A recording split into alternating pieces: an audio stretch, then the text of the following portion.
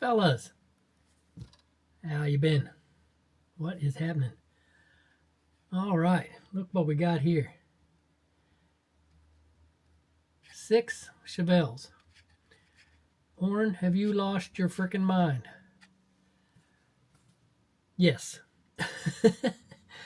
I don't buy more than one kit. Very, very rarely. Once in a great while, if like a couple of the big enterprises I have and stuff, they'll at least change something, and so I'll get the next one, or something like the big enterprise refit. It's just so complicated and there's so many things you could screw up that I wanted 2 of them in case I messed something up. But 98.67% of the time, all my car kits and stuff, I only have one. So let me explain. A while back, I got the jack reacher. Then I saw a video, a fella did a comparison with that jack reacher and this Revell kit. And the Revell kit is, as usually with AMT and Revell, the Revell kit's much nicer. The difference is it is a snap tight, and it's a curbside, and some of the things are molded in the bottom. But when he did the comparison, this looked much sharper and much more in, what do I want to say? Much more, I don't know what I want to say. It just looked better much better overall in the video. So I went ahead and got one of those, figuring I'd combine the two to make a nice jack reacher car. Get the decals and wheels out of the one, stuff like that. You guys know how it is. So then a few years later, John Wick comes out with the same car. And I thought, well, I got to have that. So I buy this one so that I can do the John Wick car. Now here's the thing. As usual, I forgot I got it. It's in the bottom of my closet somewhere. I didn't remember I had it. So when they came out with the John Wick car, I ordered it. So now last week, I'm over visiting my dad and mom. On the way home, I stop at my brother's. And he said, I have a model kit for you. He said, I know you have the jack reacher. He said, but maybe you can use this one to do John Wick. I'm like, oh man, I just ordered the John Wick. It hasn't come in yet, but I ordered it. So I bring this one home too. And when I get here, this is waiting on the porch. So then I remember my other one with the video of how much better the Revell kit is. So I went searching, couldn't find one anywhere. Finally went to eBay. I've only ever been to eBay one other time. This is only the second time I bought something off of eBay. But I found one, and it was a really good price. Doggone if I remember what it is, or I tell you I don't care about that. A lot of people say, that's a good price, but they don't tell you what it was. Well, I'll tell you, except I forgot.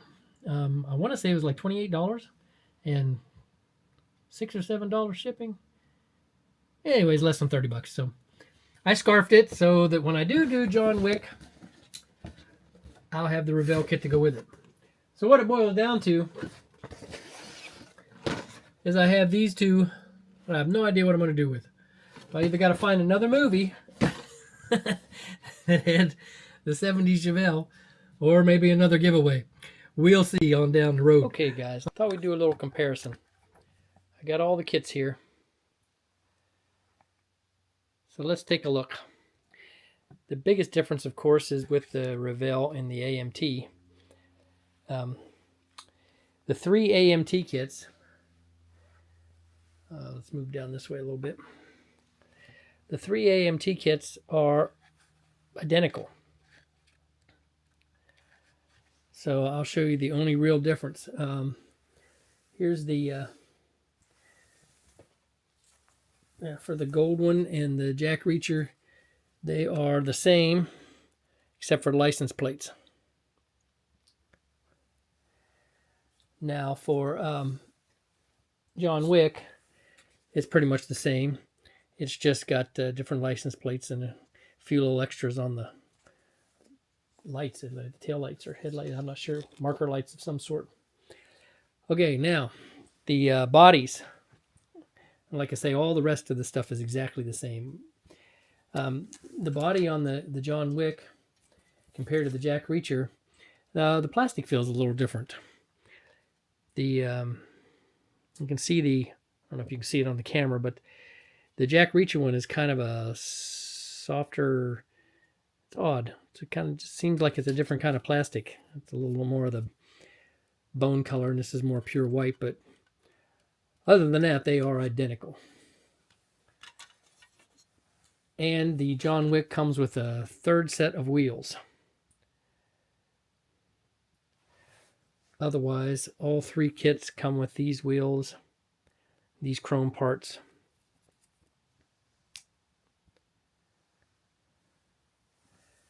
So that's the only difference in the AMT kits. The wheels, tires, everything are the same except that extra one for John Wick. Okay, now let's look at the difference between the AMT and the Revell. Okay. Now, first of all, the Revell, like I said, is a snap tight and it's a curbside, so there's no engine. Whereas of course, the AMT kit has all the engine parts. The wheels and tires are, of course, different. This kit comes with these wheels and tires, which I will not be using because I'm building the Jack Reacher car, but using this kit. So let's look at some of the details. The glass is pretty much about the same. But the details are much different. Okay, let's look at the chassis quick. Now, as I said, this one being a curbside and a snapped kit, a lot of the stuff's already molded in.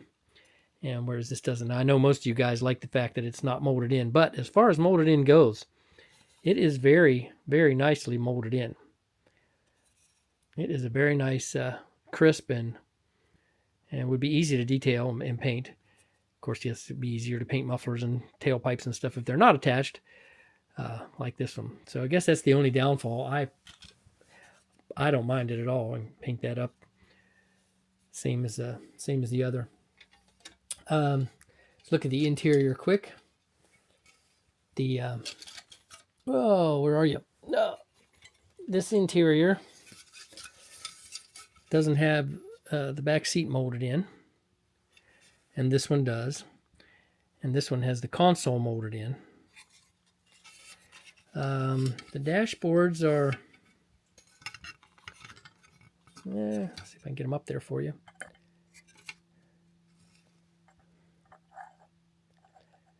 They're very similar. Let's say the Revell is a little crisper and has the pedals connected to the dashboard, and more detail on the bottom there, where the driver's seat is and the console. And then the AMT kit, the console is connected to the front seats. The seats are very similar. The Revell kit is just a little bit more crisp, a little deeper detail. And the backs of the Revell kits, well, look at those, compared to the backs where are you hiding? At the backs of the AMT kit.